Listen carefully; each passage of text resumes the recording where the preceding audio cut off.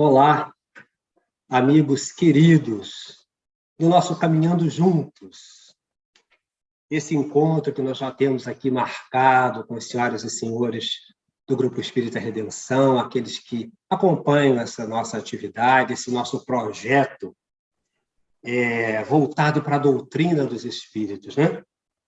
Nós estamos aqui hoje com o nosso companheiro Nilo Nogueira, que volta e meia a gente troca o sobrenome de alguém, mas é o nosso Nilo Nogueira, nosso companheiro do Grupo Espírita Redenção, parceiro já de longa data, inclusive aqui no Caminhando Juntos, onde a gente tem trocado muitas impressões aí, anteriormente em trio, agora nós vamos seguindo em dupla nesse jogo bom. Vamos lá, Nilo. Tudo bem com você? Tudo bem, Aline. Tudo bom com você? Tudo em paz, tudo em paz. Olá, companheiros que nos assistem. Vamos hoje para mais um programa, para examinar a nossa querida doutrina espírita e ver as reflexões que podemos fazer em cima desse estudo de hoje, né? É isso. E para isso nós contamos com todos vocês, porque esse trabalho só existe para dar condições a nós, que vamos estudando um pouco mais sempre, e a vocês, senhoras e senhores de casa, que vão tendo esse contato. Quem não conhece a obra kardeciana vai conhecendo. Quem conhece, revê, rememora, que é muito bom. Essa doutrina é para ser estudada e reestudada o tempo inteiro. O nosso tema dessa noite, para a nossa conversa aqui, é de um livro dos Espíritos, é um tema de um livro dos Espíritos, no livro 1º, capítulo 3, Criação. E na criação a gente tem alguns subtemas muito interessantes: a formação dos mundos, a formação dos seres vivos, o povoamento da Terra, Adão, diversidade das raças humanas, pluralidade dos mundos e considerações e concordâncias bíblicas referentes à criação. Nós não vamos ver todas, certamente, que o tempo geralmente não permite, mas o que nos for possível alcançar, nós vamos aqui trocando uma ideia, batendo uma bolinha para ver onde é que a gente chega e que reflexões a gente tira dessas conversas, né? Então, vamos iniciar lá com a formação dos mundos, com Kardec anotando o seguinte: o universo compreende a infinidade dos mundos que vemos e dos que não vemos. Todos os seres animados e inanimados. Todos os astros que se movem no espaço, assim como os fluidos que o preenchem, ou seja, que preenchem esse espaço. E aí, a questão número 37, Kardec pergunta: o universo foi criado ou existe de toda a eternidade como Deus? E a resposta obtida: sem dúvida, o universo não pôde fazer-se a si mesmo. Se existisse como Deus, de toda a eternidade, não poderia ser obra de Deus. E Kardec acresce um comentário da sua verve inteligentíssima: a razão nos diz não ser possível que o universo se tenha feito a si mesmo e que, não podendo ser obra do acaso, deve ser obra de Deus. Vamos lá, Lili, e aí? Esse capítulo é interessante, que a gente vai se deparar aqui com uma característica muito importante da doutrina espírita, né? Como nós vamos nos deparar com questões que são enfocadas pela ciência hoje em dia, é interessante a gente anotar o seguinte: a doutrina espírita não tem a função de trazer revelações futurísticas com relação ao futuro, né? Nem antecipar conhecimentos que não tenham sido conquistados pelo esforço do homem encarnado, né? Do espírito encarnado. Então, a doutrina espírita não se propõe a isso. Então, é interessante que nós vamos aqui no desenvolvimento desse estudo perceber como eles respeitam o conhecimento adquirido até aquele momento e abrem algumas brechinhas, né, apontando para um futuro, para uma possibilidade de novas descobertas. E isso é muito interessante, porque o conhecimento é infinito, né? O universo é infinito e nós teremos sempre o que aprender. E com vistas nisso, nós vamos abordar aqui esse tema, né, da e aí, formação dos mundos, né? E aí, Nilo, é legal, né? Você Bom, lembra para todo mundo que isso não é uma arte adivinhatória, né? exatamente, Não claro. se trata disso aqui. E esse o cuidado do mundo espiritual em não antecipar conhecimentos que não foram adquiridos legitimamente pelo esforço humano, né? Pelo esforço da ciência. Né? Então, é claro que a própria lógica, né, nos diz que o universo não se criou sozinho. Se ele, analogamente a Deus, existisse desde a eternidade, quem que teria criado o universo? Né? Então, é claro que Deus é anterior a tudo, né? A causa primeira de todas as coisas. Né? E aí, a gente vê uma observação, e nisso que você fala, a gente vê como Kardec completa ali o pensamento e diz, não podendo ser obra do acaso, que tem gente que acha que o universo é isso, né? Casualmente, tal, o dia fez pum e acabou-se, a coisa foi acontecendo, tal, sem um concurso lógico de uma inteligência que coordenasse tudo isso. Então, é bom que Kardec vai mexendo com essas coisinhas com muita tranquilidade, vagarosamente, mas com muita clareza, né? Sim, marcando esses pontos importantes, né? Deixando assim numa frase despretensiosa, já tocando numa questão, firmando ali uma posição, né? Exato. Interessante. Questão 38, Kardec pergunta, como Deus criou o universo? E a resposta é das coisas que eu gosto de ouvir dos espíritos, pela tranquilidade com que eles dizem, olha, não pensem em bobagem. Para me servir de uma expressão comum, por sua vontade. Nada representa melhor essa vontade todo-poderosa do que estas belas palavras em Gênesis, capítulo 1, versículo 3. Deus disse, faça-se a luz, e a luz foi feita. Siga, Leandro. Sim, não tem nem muito o que acrescentar aqui, né? Quer dizer, a criação é obra de Deus e a existência das coisas é a manifestação da vontade de Deus. Né? Tudo que acontece visa um propósito, visa um objetivo, um fim, né? E tudo isso começa em Deus. Então, o início de tudo é Deus, é a vontade de Deus. Né? Sempre essa lembrança que precisa estar constantemente presente nas nossas reflexões. Causa primária de todas as coisas. Isso, se a gente não perder isso de vista, o terreno já fica melhor de pisar, né? 39. Poderemos conhecer o modo de formação dos mundos?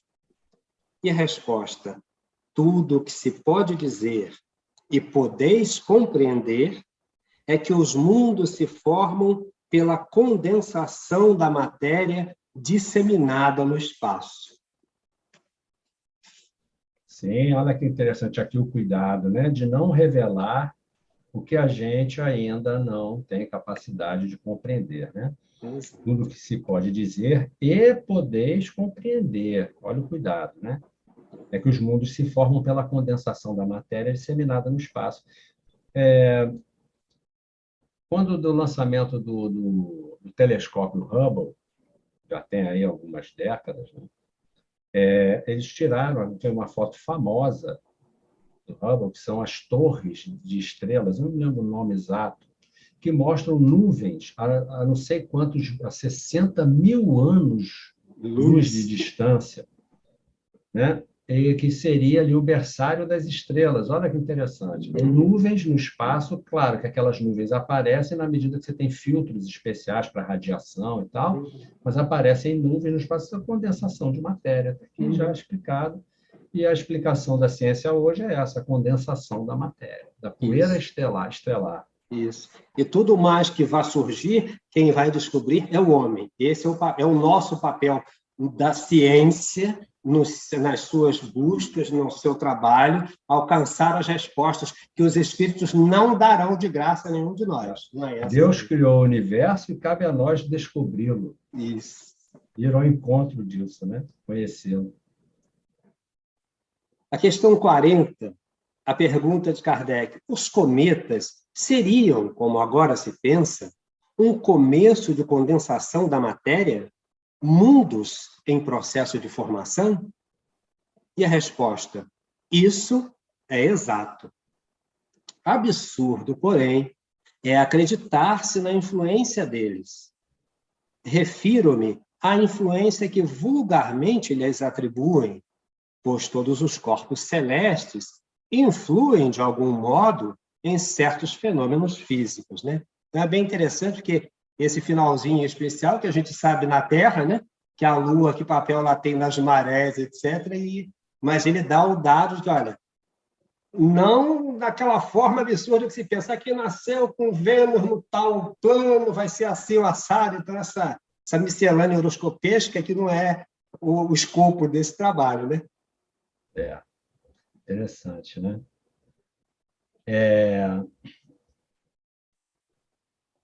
Quer dizer, eles se referem aqui também ao que se acredita vulgarmente, né, a respeito dos cometas, né? São corpos celestes que tiveram alguma formação também, da mesma forma que os astros, que todos os outros.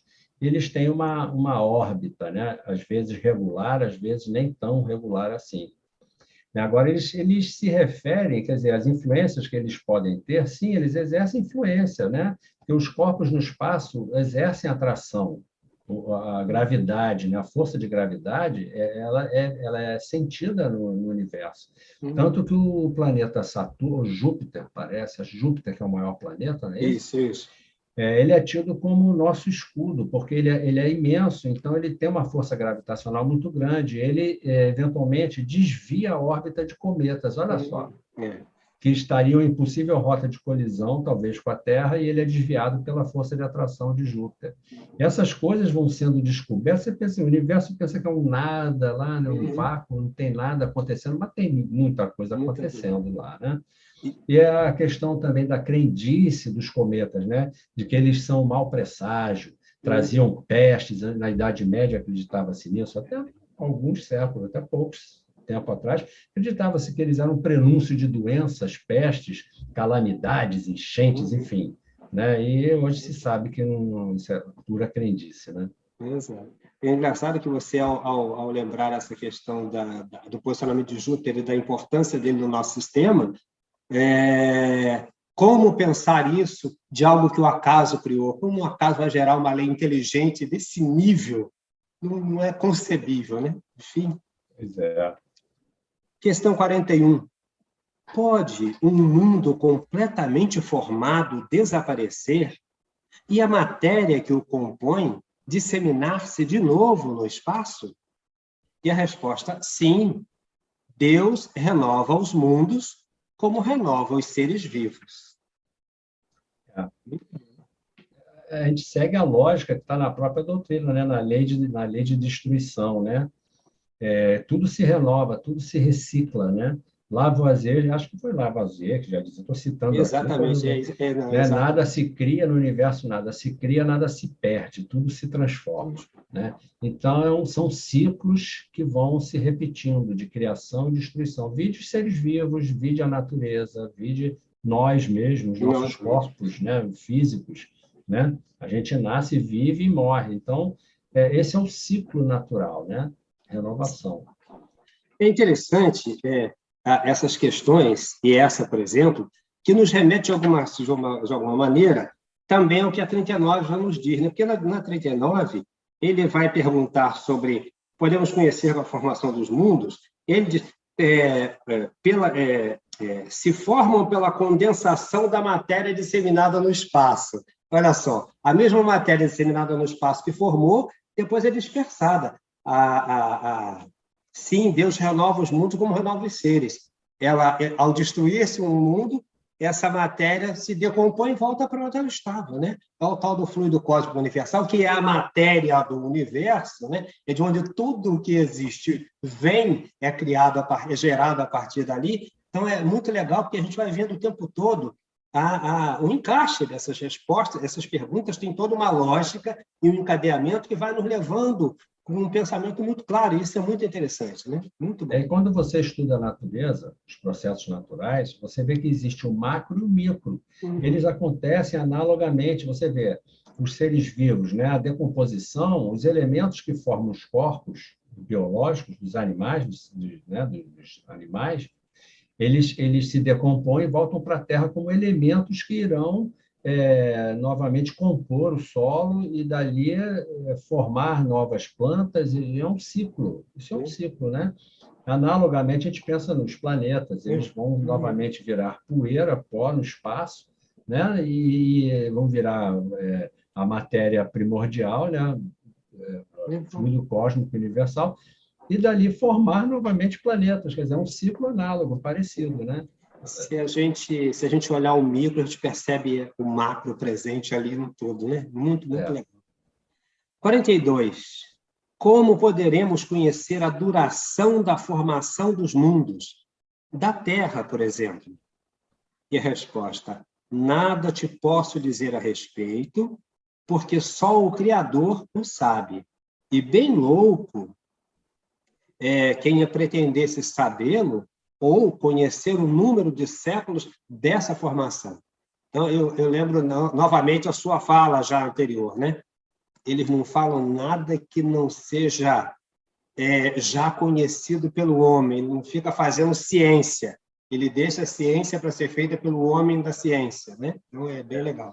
E podemos também acreditar, por que não, né? Que talvez naquela época essa informação não estivesse disponível para quem estivesse por aqui encarnado ou não, né? Para dar essa resposta. Hoje há uma estimativa, né? Através da datação por carbono 14, né? Das rochas e tal, mas ainda assim é uma estimativa, né? Exato. Tem muitos críticos dessa técnica, tem muitos críticos, diz que existem falhas, então, assim, realmente, nesse assunto, é algo assim que vamos continuar ainda com a nossa pontinha de curiosidade aí, né? Bom, o nosso próximo item é formação dos seres vivos. E a pergunta inicia, 43, quando a Terra começou a ser povoada? E a resposta, no começo, tudo era caos. Os elementos estavam confundidos. Pouco a pouco, cada coisa tomou o seu lugar. Apareceram, então, os seres vivos apropriados ao estado do globo. E aí?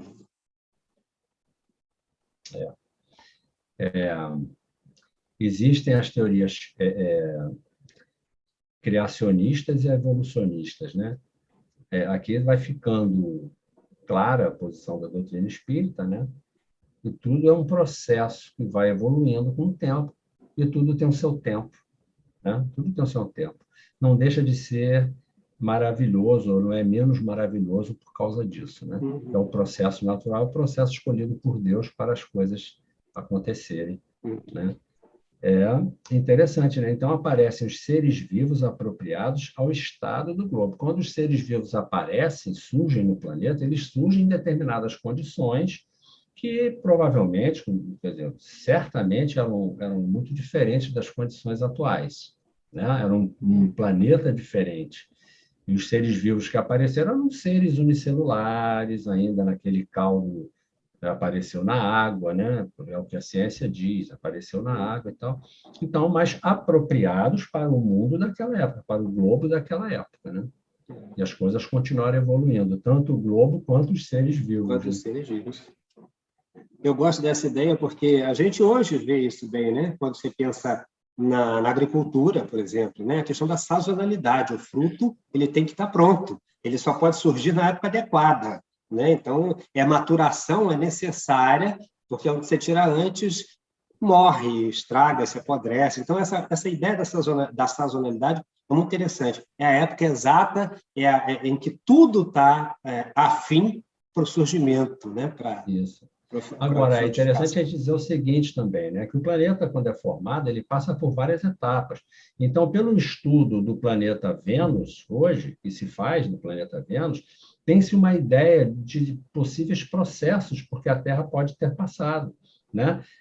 O planeta ainda muito quente, atingindo temperaturas de 400 graus, 1000 graus na superfície do planeta, né? Ainda vamos dizer, o magma ainda muito na superfície, o planeta muito quente, gases, nuvens gasosas, não existe atmosfera, ou a atmosfera é totalmente formada por gases letais, ainda não propícios à vida. Então, isso tudo vai se transformando com os milênios, com os milhões de anos passando, né, e vai passando por etapas, até que chega um momento em que essas condições estão propícias para o surgimento da vida, né? E a gente, claro que nada disso é o acaso que toma conta, né? Não é o acaso que toma conta disso. 44, Kardec indaga uma vez mais de onde vieram os seres vivos para a Terra. E a resposta: a Terra lhes continha os germes que aguardavam o momento favorável para se desenvolverem. Os princípios orgânicos se congregaram assim que cessou a força que os mantinha afastados e formaram os germes de todos os seres vivos. Estes germes permaneceram em estado latente e de inércia, como a crisálida e as sementes das plantas, até o momento propício à eclosão de cada espécie.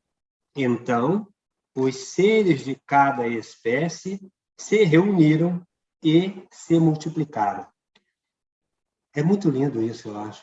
Muito bonito. Pensar isso, porque a gente não consegue nem imaginar essa coisa.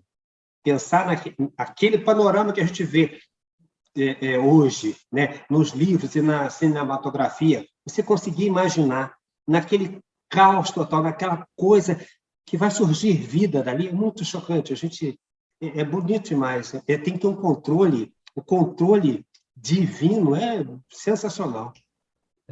E o cuidado, né, que na doutrina espírita os espíritos têm em tentar traçar aqui um raciocínio, mostrar mais ou menos como é esse processo, sem fazer spoiler, né? Sem dar informações que nós ainda não temos, ainda não chegamos lá, não conquistamos, né?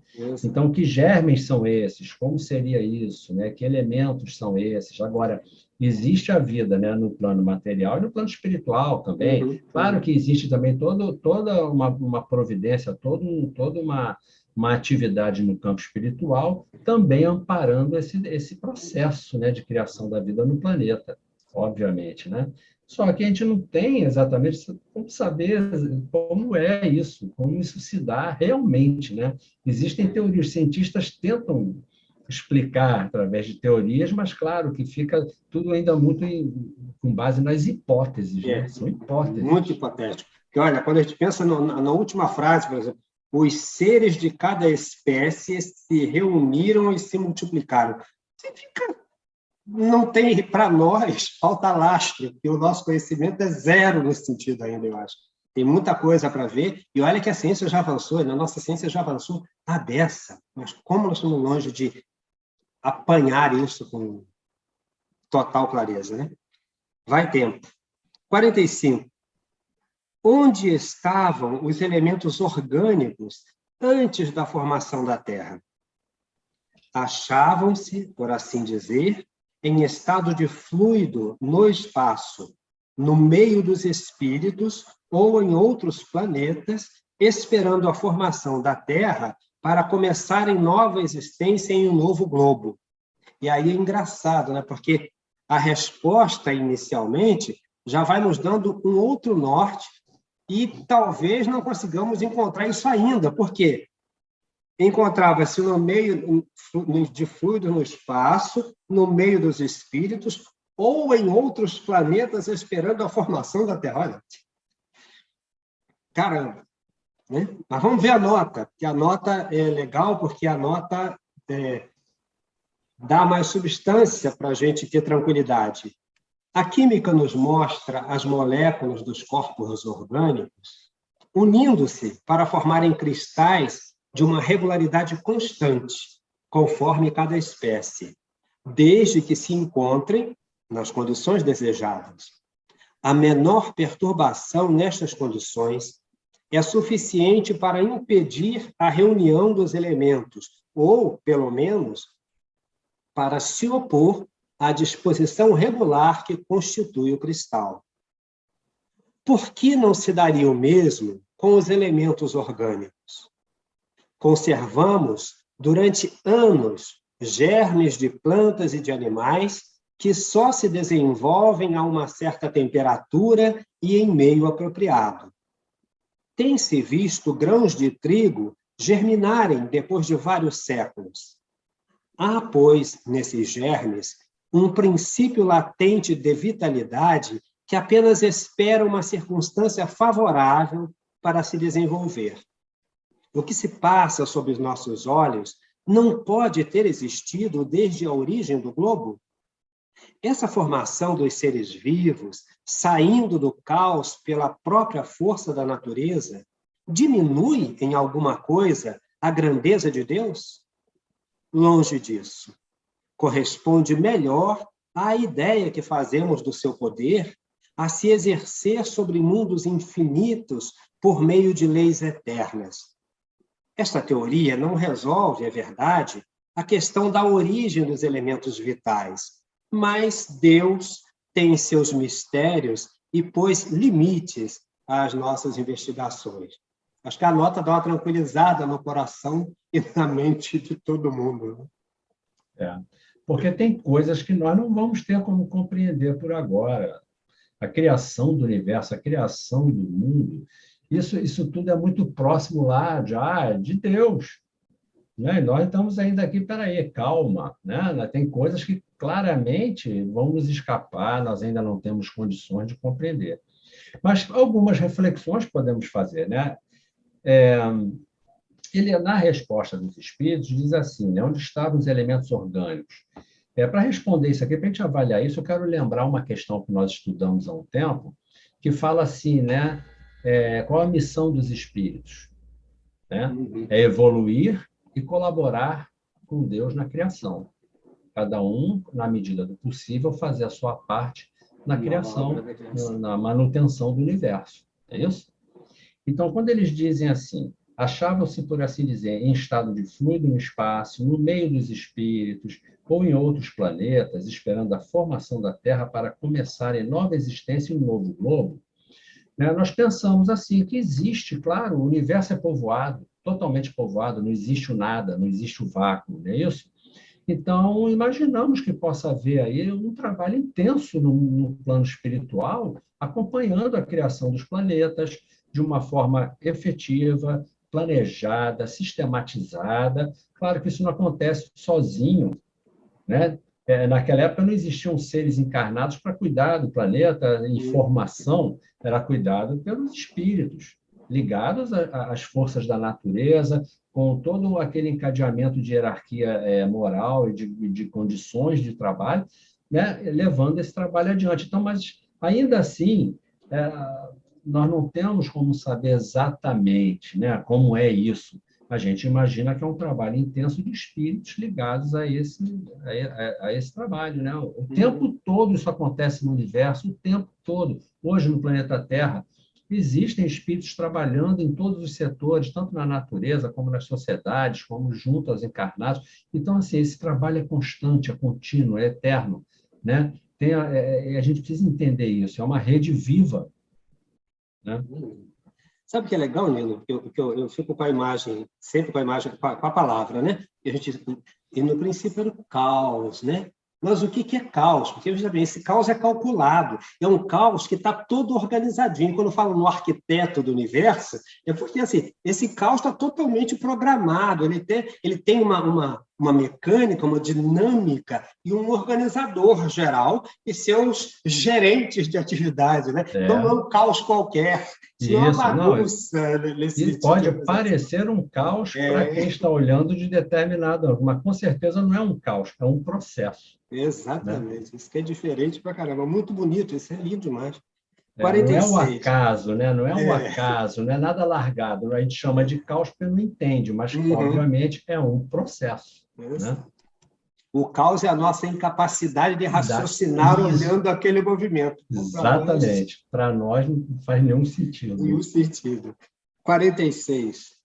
Ainda há seres que nascem espontaneamente. E há uma nota do tradutor, do Noleto, né? Hoje, A ciência já não admite a geração espontânea, como fazia no século XIX, nem mesmo para os seres mais inferiores da criação, como vírus e bactérias, por exemplo. E essa nota se fez necessária porque a resposta recebida é sim, mas o germe primitivo já existia em estado latente. Sois todos os dias testemunhas desse fenômeno. Os tecidos do homem e dos animais não contêm os germes de uma multidão de vermes que só esperam para desabrochar a fermentação pútrida necessária à sua existência? É um pequeno mundo que dormia e que se cria. Pois é. Aqui, mais uma vez, o respeito dos espíritos ao conhecimento da época, né? Eles não vão querer contradizer ou chocar a ciência da época, o conhecimento que se tinha. Eles respeitam isso e dão aqui e ali uma pinceladinha, dando uma abertura para uma compreensão além, depois, com o tempo, né? Como foi feito aqui. Né? Eles falam sim, né? Quer dizer, já não, quer dizer, se acreditava em geração espontânea, né? De micro-organismos que surgiam do nada, né? Acreditava-se nisso. Mas eles dizem sim, mas o germe primitivo já existia. Quer dizer, eles já estão apontando para algo mais, não é simplesmente uma geração espontânea. Ele não vem do nada, ele vem de algum lugar, vem de alguma condição, de alguma circunstância, né? Então, isso é que a gente precisa entender. Eles não vão dar todas as respostas, porque não cabe a eles fazer isso. Mas eles vão sempre respeitando os limites do conhecimento da época e abrindo uma janelinha para mais adiante, para o futuro, né? Exato. Interessante isso. E essa questão da latência ele já havia respondido lá na 44, né? A Terra lhes continha os germes. Ele já falando dessa coisa antes. Questão 47. A espécie humana se encontrava entre os elementos orgânicos contidos no globo terrestre? Sim, e veio a seu tempo. Foi isso que levou a dizer que o homem se formara do limo da terra. Sim, né, a espécie humana obedeceu aos mesmos princípios de criação das espécies, né? Exatamente igual. O corpo orgânico obedece a esse princípio, né? O princípio das condições irem propícias para o aparecimento dessa ou daquela espécie. Né? 47. Desculpa. Não, só ia acrescentar assim, que as espécies também vão evoluindo e vão, com o tempo, se você der tempo, quer dizer, quando a gente acompanha através dos paleontólogos, né, os que estudam a evolução das espécies, com o tempo elas vão se transformando de acordo com a mudança de ambiente também. Eles vão acompanhando para poder sobreviver. Várias espécies sucumbiram porque determinados habitats deixaram de existir no planeta. Mudou, né? Então, eles vão se adaptando também. E assim vão surgindo novas espécies. Eu acho que ele se refere a essas condições que vão surgindo para poder gerar uma nova espécie ali, né? Até as modificações que os próprios organismos daquele tipo vai sendo feito em função dessas mudanças, né? Então, você vai ampliando a sua condição de vida. Você precisa viver, o que eu preciso é viver. Então, a estrutura vai, na relação com o meio, alterando, e é muito legal isso, né? 48. Podemos conhecer a época do aparecimento do homem e dos outros seres vivos na Terra? E a resposta, não. Todos os vossos cálculos são quiméricos. É isso, né? Quer dizer, a evolução do corpo, né, de que nos servimos levou muito tempo. Tentam estabelecer aí uma época e tal, eu acho um esqueleto aqui, um fóssil ali e tal, mas isso ainda é assunto de muita discussão. Acho que isso existe mais ou menos uma estimativa, né? Parece que seria uma coisa de 1 milhão de anos para cá, os primeiros hominídeos, mas eu também não conheço muito bem essa parte, mas realmente todos os vossos cálculos são quiméricos. Está se referindo aos cálculos da época aqui da doutrina, já em 1857. Não sei como estavam as estimativas naquela época. Não, o que é bom é que a ciência acaba não fechando, né? O bom da ciência é que a ciência é uma porta aberta para E vai o se dia seguinte reformulando, conforme as evidências vão vão aparecendo, ela aparecer. vai se reformulando, né? Que o homem vai avançando, a ciência vai avançando com capacidade de melhor de pesquisa e de aprofundamento, e a coisa vai alcançando os momentos. É aquele negócio, né? A analogia do espírito com a criança é muito boa, é muito conveniente, né? Porque tem muito a ver, né? Para uma criança, o mundo é a casa. É. Ele cresce mais um pouquinho, começa a brincar na pracinha, o mundo é a casa e a pracinha. Uhum. Depois ele vai para a escola, depois vai crescendo, vai vendo que o mundo é muito maior, né? É o que acontece com a ciência vai também descobrindo o universo à medida que vai conseguindo olhar e entender. E quanto mais olha, mais quer saber, né? A criança Mas faz o quer mesmo o tempo saber. todo. É. 49. Se o germe da espécie humana se encontrava entre os elementos orgânicos do globo, por que os homens não mais se formam espontaneamente como em sua origem? E a resposta: o princípio das coisas está nos segredos de Deus. Entretanto, pode dizer-se que os homens, uma vez espalhados pela terra, absorveram em si mesmos os elementos necessários à sua formação para os transmitir segundo as leis da reprodução. Deu-se o mesmo com as diferentes espécies de seres vivos. Legal. Pois é, essa pergunta leva em conta, né, que talvez eles estejam pensando, essa pergunta leva em conta assim, né, uma curiosidade bem humana, né? Se a Terra, o globo, tem os germes, por que não continua aparecendo? Só que esse aparecimento leva milhões de anos. Isso não leva 10 anos, 20 anos, 100 anos, 1000 anos. Não, isso é um processo de milhares ou milhões de anos, né? O ser humano apareceu, os primeiros hominídeos, até chegar ao ponto em que estamos aqui de evolução, foi 1 milhão de anos, pelo menos, né? Então, quer dizer, quem sabe não estão ainda aí aparecendo, mas vão levar mais de 1 milhão de anos para a gente poder ver, né? Então, assim, não é uma coisa de um dia para o outro, né? E aí, como o homem precisava viver na Terra e multiplicar-se, então é preciso que ele já tenha carga genética para ir fazendo isso correr, porque senão não nasceria mais nada, né? É isso aí. O nosso próximo item, povoamento da Terra. Desculpa, Arlindo. Em cima disso que você falou, né? Interessante dizer isso, que eles não dizem que germes são esses, né? Não serão os genes? Não podem ser os genes que vão passando de geração para geração, e a espécie vai evoluindo, e os genes também vão se transformando? A gente não sabe, né? Que germes são esses a que eles se referem, né? Já que até hoje, de repente, um gene que veio de repente tem um defeitinho lá para trazer uma característica nova, e vão mudando coisas. De adaptação, né? De adaptação. Enfim, povoamento da Terra, Adão. E a questão 50. A espécie humana começou por um único homem? Não. Aquele a quem chamais Adão não foi o primeiro, nem o único a povoar a Terra. Isso é uma alegoria, pode ser tido como uma alegoria, né? Pega-se um fato isolado e transforma numa lei geral, né? A gente sabe, hoje em dia está provado que se a época de Adão tudo tivesse começado com um homem só, a coisa não teria chegado ao ponto que chegou hoje. Não seria possível ter essa diversidade toda, né, de caracteres humanos, e assim não chegaria a esse estado de coisas nesse tempo que se propõe de 6.000 anos, que é o que a Bíblia diz mais ou menos, né, de criação, né? Então, assim, já cientificamente está provado. Isso ou é uma alegoria, ou é, como diz aqui, um fato isolado que se generalizou, virou uma coisa generalizada.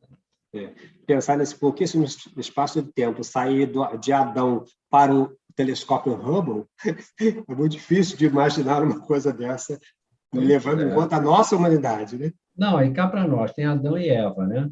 Vamos lá, vamos botar vírus nesse raciocínio. Tem Adão e Eva, tiveram filhos. Né? Diz que o filho deles casaram com não sei quem, uma mulher lá. Que mulher? Da onde? Surgiu Só de tinha onde, Adão, né? de onde veio essa mulher? Então, assim, esse negócio não né, cientificamente não se sustenta. Não se sustenta, não tem jeito. Vamos lá, 51.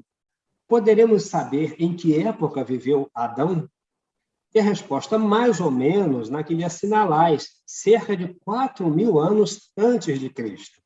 E a nota, o homem cuja tradição se conservou sob o nome de Adão foi um dos que sobreviveram em certa região a alguns dos grandes cataclismos que em diversas épocas abalaram a superfície do globo e tornou-se o tronco de uma das raças que hoje o povoam. As leis da natureza se opõem a que os progressos da humanidade, constatados muito tempo antes do Cristo, tenham podido realizar-se em alguns séculos, caso o homem não existisse na Terra, senão a partir da época assinalada para a existência de Adão. Alguns, e com muita razão, consideram Adão um mito ou uma alegoria, personificando as primeiras idades do mundo. É isso. É isso, está explicado aqui, né? Simples Como assim. pode ter surgido isso, né? Essa história de Adão. 52, ou melhor, o próximo item é diversidade das raças humanas. A questão 52. De onde vêm as diferenças físicas e morais que distinguem as variedades de raças humanas na Terra? E a resposta, do clima, da vida e dos costumes. Dá-se o mesmo com 2 filhos da mesma mãe, que, educados longe um do outro e de modos diferentes, em nada se assemelharão quanto ao moral. E aí, fala, Nila. Aqui no que tange aqui a questão de raça, né? Mais uma vez vai prevalecer aquele raciocínio que nessa época acreditava-se, levava-se em conta, né, que existiam raças humanas. Eram consideradas raças as diferenças físicas, as características físicas, levou as pessoas, aos pensadores, aos cientistas daquela época, a considerarem a possibilidade de serem raças, né? Agora, o que acontece? Aconteceu aí uma questão que entrou pela questão social, né? Isso virou um problema sério na questão da relação entre as civilizações. Houve também interesses aí envolvidos na questão. A gente sabe das histórias que tem de escravidão, de dominação de povos sobre povos. Então, tem toda uma questão aí que vem também naquela época. Hoje já se entende isso, mas naquela época não, isso não se tinha muita ideia, né? Que esse conceito de raça vinha muito a calhar para esse tipo de mentalidade da época. Né? Hoje em dia já não se usa mais o conceito de raça para a espécie humana. A gente fala em ancestralidade. As características vêm da ancestralidade. Né? E é importante a gente ter isso em mente. Né? Em nenhum momento tem gente que acusa a doutrina espírita e Kardec de racismo por causa disso. Mas a gente precisa entender, né, que era um pensamento da época. E aí a gente lembra... E ainda assim, no exame dessa questão, prevalece na doutrina, você vê claramente em Kardec, a questão espiritual e o valor moral. Sim. Ele não entrou naquela história das raças, comparar raças com desempenho, sei lá mais o que fizeram, né? Existiam até estudos que faziam medições estranhas para falar sobre características, capacidade, enfim, todo um abuso nesse sentido. A frenologia era uma delas, né? Que utilizada para essas bobagens. Mas atinente com a sua época, né? Mas a doutrina, importante frisar, a doutrina não embarcou nisso. Manteve o olhar pelo viés espiritual e fez toda a diferença. Né? Em todos os sentidos e em todos os momentos, Kardec foi sempre muito claro, assim, se posicionou muito tranquilamente com relação a essas coisas. E a gente vai perceber isso aqui nas questões. E a questão 53. O homem surgiu em vários pontos do globo? Sim, e em diversas épocas. E essa é também uma das causas da diversidade das raças. Mais tarde, os homens, dispersando-se nos diferentes climas e aliando-se a outras raças, formaram novos Novos tipos. tipos. E aí, Eles vale tratavam como raça. Agora, eu não sei se você soube, né? Isso não é muito divulgado. Eu vi num vídeo do YouTube, acharam um homem congelado lá na Sibéria, aquela região lá da Rússia, lá para cima, e que eles chegaram à constatação de que é um tronco diferente dos que são conhecidos aqui, do Cro-Magnon, do Uhum. Neandertal, uma coisa assim. Parece que é um outro tronco, olha só. Né? E Tem muito sentido. era um Uhum. homem, né? Ele era um homem pré-histórico, né? Muito antigo, mas já tinha as características de Homo sapiens, Uhum. entende? É muito interessante. Há muito a se descobrir ainda, afinal de contas. 53A. Essas diferenças constituem espécies distintas? Certamente que não. Todos são da mesma família. Porventura, as múltiplas variedades de um mesmo fruto as impedem de pertencer à mesma espécie? Eu gosto. Kardec, a É, doutrina é muito linda com isso, né? é. Muito linda. Isso aqui a gente vai vendo que toda e qualquer tentativa de dizer o contrário, né, vai esbarrar nisso aqui, não tem jeito. Né? Isso aí é secundário, isso é uma discussão secundária, não cabe. Tá mais, e hoje em dia realmente já se está mais adiantado nisso. Isso aí realmente é uma coisa, como é que se diz? Foi uma reparação bem feita nesse sentido. Né? Tudo foi deixado para trás já. E a questão 54. Se, pois, a espécie humana não procede de um só indivíduo, os homens devem deixar, por isso, de se considerarem irmãos? E a resposta: todos os homens são irmãos em Deus, porque são animados pelo Espírito e tendem para o mesmo fim. Quereis sempre tomar as palavras ao pé da letra. Eu gosto desses puxõezinhos de orelha que eles dão, é muito interessante. Quer dizer, olha o raciocínio. Se descendessem só de Adão, então todos seriam irmãos, porque filhos do mesmo pai lá no início, né?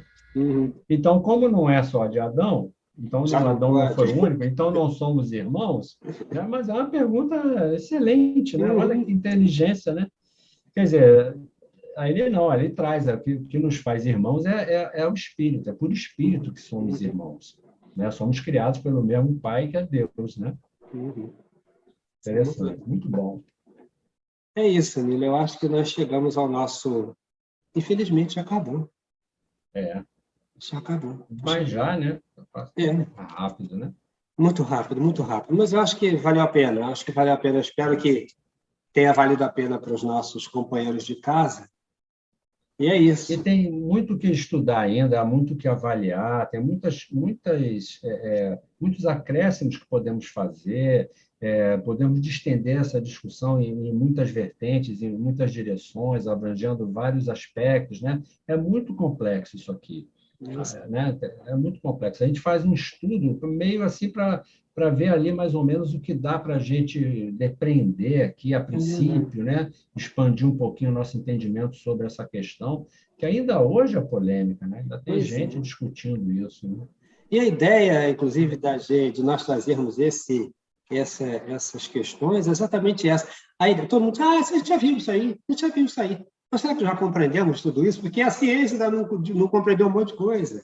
Então, quer dizer, esses temas são sempre muito vivos, ainda para nós serão durante muito tempo. Porque quanta coisa a gente precisa avaliar ainda, esperar respostas das pesquisas, da ciência que vai avançando, das descobertas novas a cada dia nesse campo. Então, é sempre bom, e a doutrina tem essa coisa de ser vanguarda nesse sentido, não porque ela faz descobertas científicas, mas porque ela traz essa orientação de que tudo tem um encadeamento, tem uma lógica, desde a ordem divina, para que a gente consiga ir crescendo, crescendo, crescendo, chega-se no mundo primitivo, o progresso vai acontecendo, o próprio mundo primitivo vai progredindo, nós vamos progredindo e mudando dele para o mais avançado, e a coisa vai num crescente, né? Quando esse fica velho, cumpriu todas as suas etapas, ele se destrói, devolve a matéria ao universo, à matéria essencial, e a vida segue. Então, assim, a ideia que a doutrina nos possibilita é exatamente essa, olhar como isso é cíclico e é importante para a gente, mas que para nós todos isso significa progresso, nós avançamos, e quanto mais nós sabemos disso, o Nilo nos lembrava lá no início de como somos, né, no final das contas, partícipes da obra da criação. Agora nós somos ainda cegos, né? Vamos participando cegamente. Avançados, a gente começa a poder gerenciar coisas desse tipo, na gerência de novos mundos, de novas etapas de novos mundos. Olha quanto a gente já pode fazer e vai fazer no nosso processo de progresso. Né? É que no momento que nós nos encontramos, né, Arlindo, ainda somos muito ligados às coisas imediatas. Né? A nossa realidade prática do dia a dia, a gente ainda é muito fechado ali, muito ligado nisso.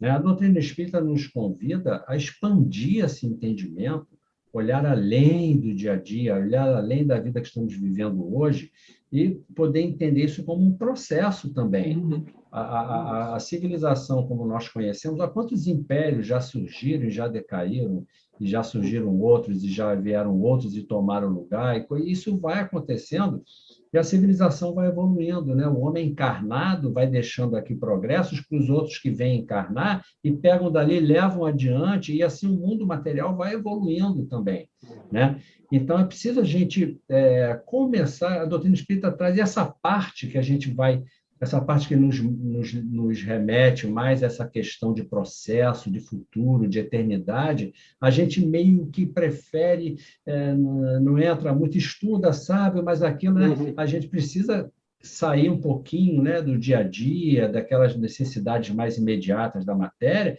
e começar a pensar num horizonte um pouco mais amplo, né? Que isso muda a perspectiva do viver, do estar vivendo, dos objetivos que se tem aqui, de que propósito temos nessa vida, né? É um momento em que estamos sendo chamados para isso. A doutrina espírita chegou para nos acordar para isso. E a gente sempre faz parecer que isso importa menos, não importa a beça. Pois é. Porque é de nós que se trata e do nosso avanço, né? Nilo, as suas despedidas. Muito obrigado, Arlindo, por ter me convidado para hoje, para essa gravação. Meus cumprimentos a todos que nos assistem, né, e que possamos ter trazido um pouco de reflexão, que seja, né, a todos vocês, e que possamos estar aqui outras vezes estudando essa doutrina espírita tão maravilhosa. Tá? Obrigado, Arlindo, uma boa noite para você, um abraço a todos. Eu que agradeço a você, Nilo, porque são os companheiros do Grupo Espírita Redenção que vêm aqui auxiliar, se revezar junto conosco para trazer esses estudos e esse bate-papo, que na realidade é um grande bate-papo, mas que a gente pretende que alcance os corações em casa, provoque as pessoas a reverem, a estudarem, a pensarem em si como espíritos que somos e no que tem aí para aprender, para fazer, para produzir de bom, não é isso? Então, amigos e amigas de casa, obrigado, Nilo, boa noite, muita paz, muita luz. Meus amigos e amigas de casa, uma vez mais, muito obrigado por caminhar conosco, caminhar juntos conosco nesses encontros, que continuemos juntos. Um forte abraço, muita paz.